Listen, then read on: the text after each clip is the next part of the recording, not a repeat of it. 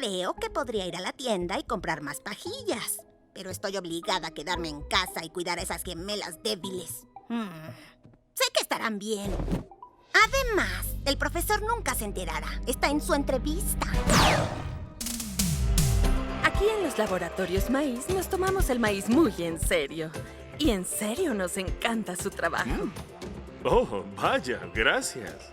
Este es nuestro logro más grande, Enormaíz. Podríamos decir que el maíz es una industria en crecimiento.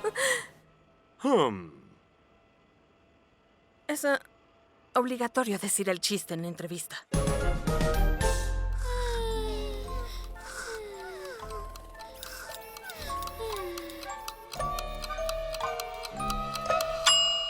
¡El antídoto! ¡El antídoto!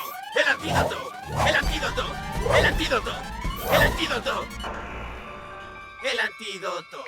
¡El antídoto!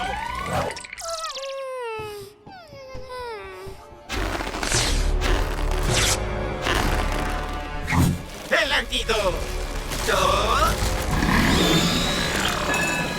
¡Wow! Creo que estoy en el cielo de las pajillas. Hay orgánicas, también veganas. Hay rojas, azules, rojas con azul. Deberían llamarlas pajillas moradas, ¿no crees? No deberías estar en la escuela, niño. ¡Antídoto! ¡El antídoto! ¡El antídoto! ¡El antídoto! ¡El antídoto! Horario, Bot. ¿No ves que estoy a la mitad de algo importante?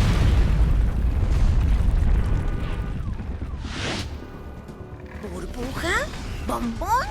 ¿Mis hermanas son unos jabalíes?